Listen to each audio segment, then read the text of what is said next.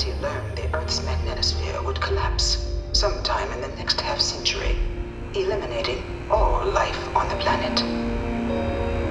Decisive action was required, but the secure transport of an entire civilization would demand a new kind of cooperation, a new kind of courage, and a new kind of union.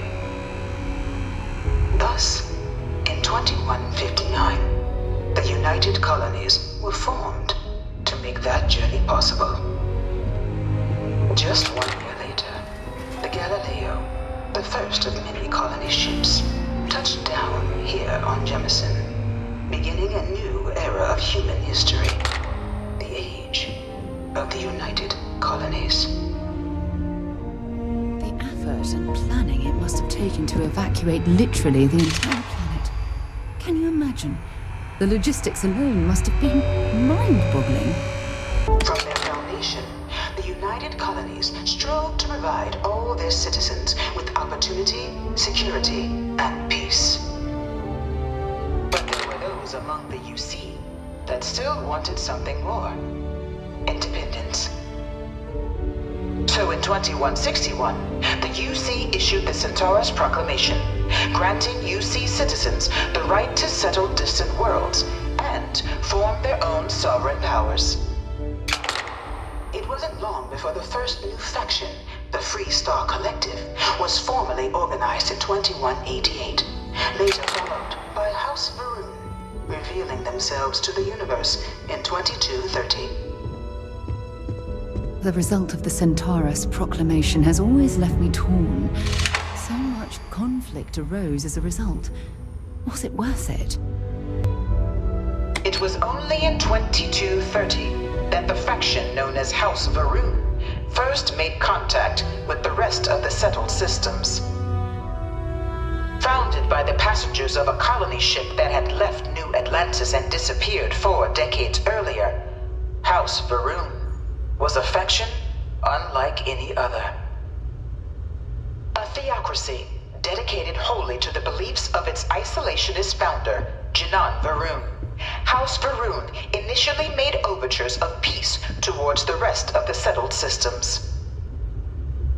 They claimed their only intention was to spread the word of their god, the Great Serpent. But none could have guessed that this worship might take the form of a bloody war, the Serpent's Crusade.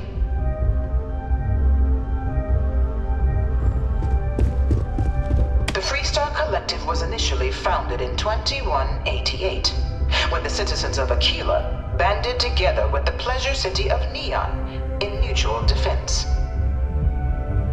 But in 2194, after the deployment of a UC medical star station in orbit around their world, the citizens of Narion also requested to join the collective. The resulting rise in tensions between the Freestar Collective and UC culminated in the settled system's first intergalactic conflict, the Narion War. Despite a decisive victory by the UC, the colonies permitted the citizens of Narion to join the collective, forming the basis for the fiercely independent union that persists to this day.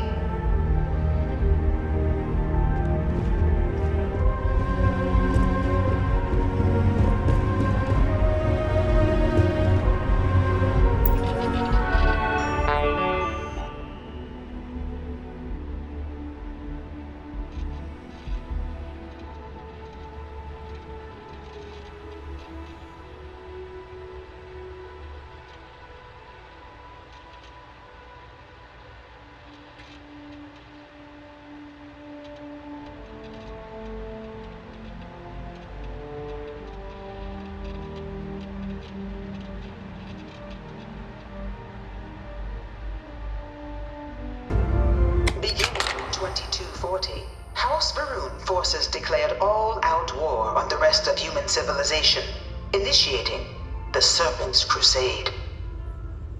For the next 23 years, thousands of Freestar, UC, and independent souls were killed by agents of House Varun in the name of their serpent god. It was only with the death of their their founder in 2263 and the succession of his heir Jarek that House Varun finally sued for peace. There remained, however, select members of House Varun who refused to recognize the cessation of hostilities their leaders established. Even after House Varun's mysterious disappearance, these zealots remain a threat to all who encounter them. Their pacification, a goal of all space. Many conflicts between the galaxy's factions. None was more brutal than the recent colony war between the UC and the Freestar Collective. Set off by the unauthorized Freestar colonization of Vesta's Pride in 2308, a direct violation of the Nerion Treaty, the colony war spread quickly across the galaxy. Both sides deployed every tool at their disposal. Armadas of warships, mechanized combat platforms, or mechs, even bioengineered alien creatures, the infamous UC xeno-weapons. It was only in 2311 at the Battle of Cheyenne that the scales finally tipped. The Freestar Collective, utilizing their civilian fleet as a human shield, successfully crippled the superior United Colonies Navy.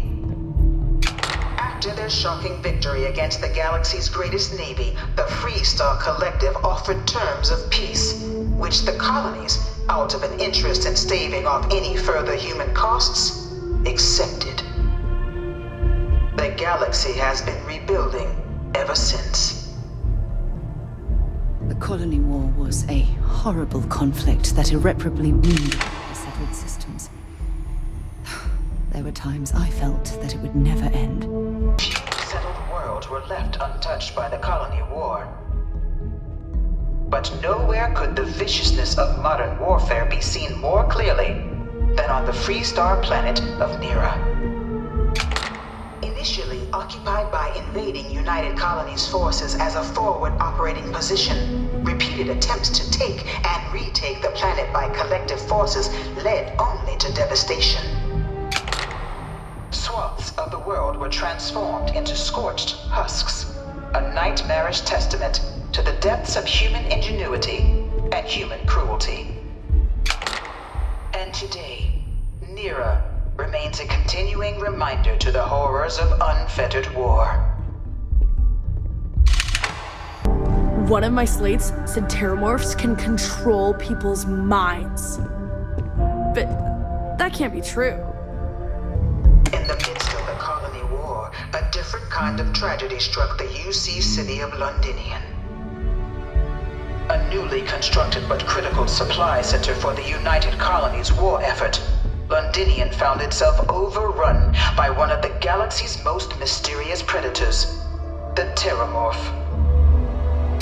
A rare but pervasive threat to all human-settled worlds, Terramorphs swept over the city, seemingly out of nowhere, on a scale never before seen in recorded history.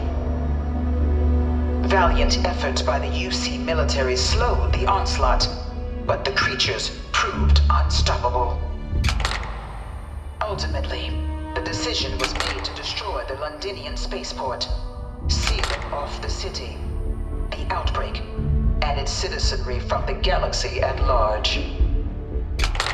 The tragedy of Londinian is mourned by the UC to this day. All 4 of my last science papers have been on terramorphs. I can't stop staring at it. A real terramorph. You know it was some UC general that condemned Londinian? Gave it over to these things. One of these murals said he was executed after the war. Might have gotten off too lightly. After the devastation wrought by the colony war, the UC and the Freestar Collective came together to ratify a treaty that became known as the Armistice. Both sides agreed to a vast reduction in standing forces, and that xeno-weapons and mech warfare would be outlawed. All related research was sealed away, accessible only in cases of dire emergency. But the Collective had another demand, that the active commanders of the UC military stand trial for their actions. The United Colonies, in the interest of peace and galactic security, agreed. In 2311, 3 United Colonies senior officers were found guilty. Commander Henry Durant, General Indira Rastogi, and Fleet Admiral Francois Sanon, known better as Ve Victus. All were sentenced to death for their actions, bringing the colony war to a close and returning peace to the galaxy at long last. I was a strong supporter of the armistice. All of the terrible weapons that both sides used against one another. It had to end.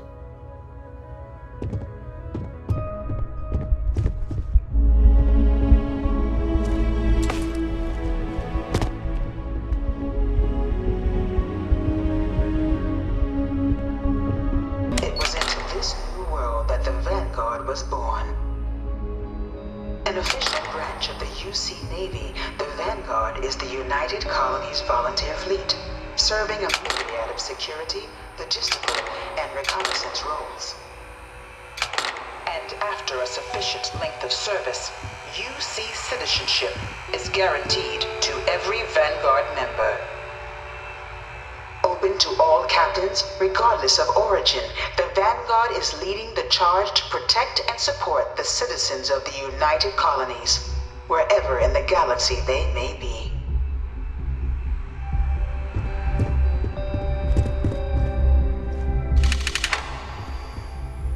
No one is born a United Colonies citizen. Only through service to the UC can one hope to earn one's citizenship. But the UC prides itself on taking care of its people. Cost of living controls mean citizens pay less than their foreign counterparts for needs big and small.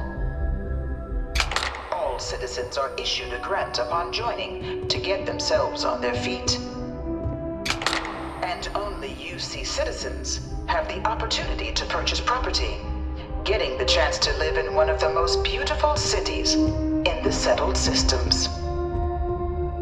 By joining the Vanguard today, you too can begin earning your place here, in the heart of galactic civilization, as a citizen of the United Colonies.